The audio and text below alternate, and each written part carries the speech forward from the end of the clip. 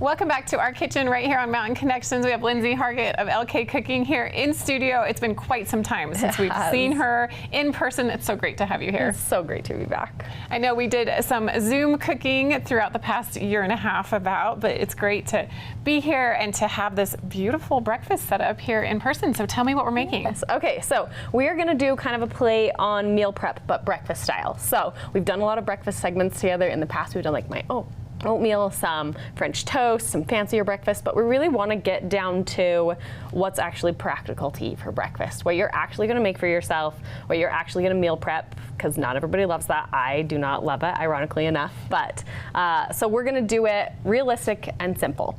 So perfect, realistic, simple, and this is a really good timing as school's starting. I feel like we're getting even busier. The kids are busy, and we want to make sure we send them off healthy, but yes. Practical. I like that. Yes, exactly. So, and by practical, I mean I didn't want anything that was too heavy, too sugary, because you know we want to energize our bodies in the morning, not weigh them down. I know if I go get like a McDonald's breakfast or even eat like a muffin or something like that, I want to take a nap after, which is not the goal. So we're going to talk about a couple of things that are, like I said, practical, really easy. So for starters, we've got this potato and vegetable hash. This is great because you can grab whatever vegetables you have in your fridge. Right now, I'm sure everybody has some zucchini left over from their gardens. This is a great way. So you just throw a bunch of potatoes, vegetables. I've got some bell peppers on here, roast them, and then they really hold in the fridge for like a week. That's one thing that I don't love about meal prep is that it tastes really lame by the next day. Yeah. So we're not doing any pre-cooked egg things because those get really rubbery and nasty. So we've got some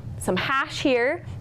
And when you roast your vegetables, you're right, this is an easy thing to do. Even if you have veggies that you're a little worried might be getting a little old, you can throw them in and roast them. They're good as new. What temperature and how long? I know it also depends on the veggie, but totally. In general. I honestly throw things in at like 400, 415 until they're done. So hot. So yes, get them nice, good and toasty and crispy and everything, and they'll taste better as you reheat them. And it looks like you season them with maybe some olive oil, salt, pepper. Yep, olive oil, salt, pepper, garlic, and onion powder. You could even leave those off and just make them simple. So really easy. Nice. So those are done. Yes, what's great about this is you get that done and you can top them however you like. If you are quick and on the go, you can add, you know, a boiled egg into your kind of meal prep dish you've got going here, because like I said, we're doing a play on meal prep. So we've got these containers that you do for lunch.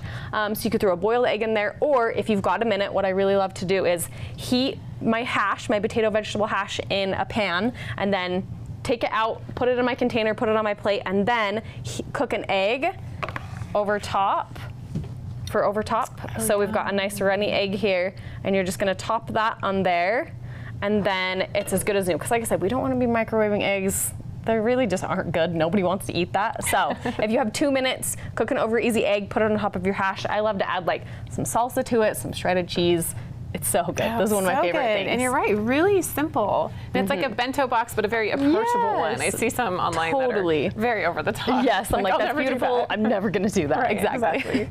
So the next thing we're going for here is an even more grab and go option, and one of my favorites, because most of the time you're running, you're leaving out the door, and you're in the car for 20, 30 minutes on your drive, and you just want to munch on something while you're there, and you can't really eat an over easy egg while you're driving. That's a good point. So, and it won't really hold up as well. So we've got some muffins here. Now, like I mentioned earlier, normally if I eat like a muffin or a bagel or something like that, I want to go right back to bed. I want to have a nap. So I picked something that doesn't have any sugars, any gluten. Now, we know that I'm fine with those things. I love them. I just would prefer to save them for like an afternoon snack instead of a breakfast that puts me to sleep.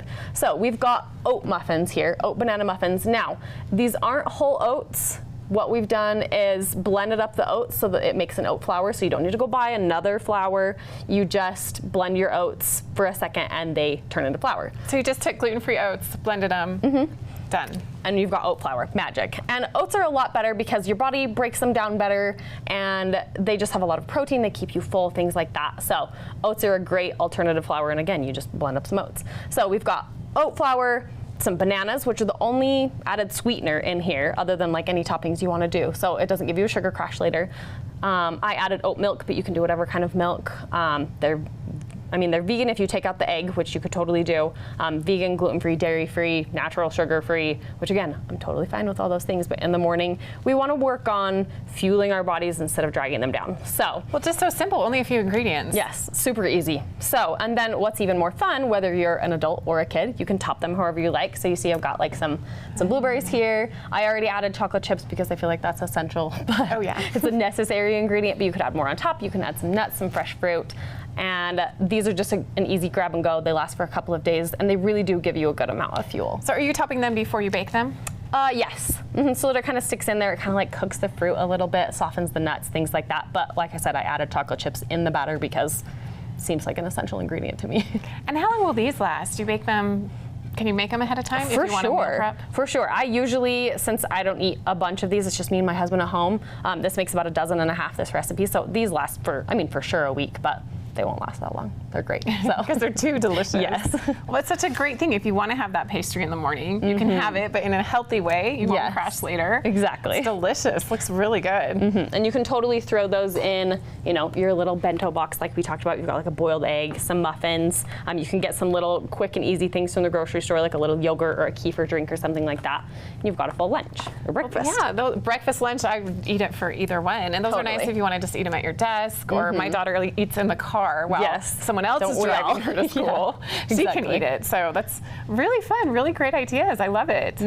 So a couple other like little things that aren't really like a prep. You can bake bacon and sausage ahead of time to kind of throw into your dishes. You just throw them in the oven again at 400 until they're crispy. So I bake everything at the same time.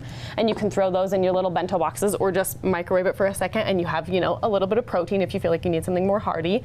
Or we all love smoothie bowls, but don't love making them because they're just a lot of different things. They're busy, etc. So what I love to do is do like a yogurt play on a smoothie bowl. So we've got some yogurt here, and you just top them the same way you do with a regular smoothie bowl. So you can do granola. I've got some chia seeds. You can do like some fresh peaches, which are great right now. So good. And this is also a great thing to do for kids. I did this when I was a nanny, where you put kids' cereal on top of yogurt instead of milk because it'll go soggy. I do that even with myself. Sometimes I put like Frosted Flakes on there on my yogurt bowls, and it doesn't get soggy as fast. It gives you more energy, more protein, more fullness, and you know, it's just a little kick up on a cereal. So oh, such a good idea. You're right. It's like a yogurt parfait, but also you're having your cereal. Yeah, or like a smoothie bowl combined. So lots all of these different options. I love it when you come and cook because you make it so approachable. Totally. And delicious, good, easy. It just makes a lot of sense. So what have you been working on lately? Lots of cooking classes. So I'm doing lots of like private cooking classes, whether you want to do with your significant other. I've done lots of like mom and me or grandma and me classes, which are super fun.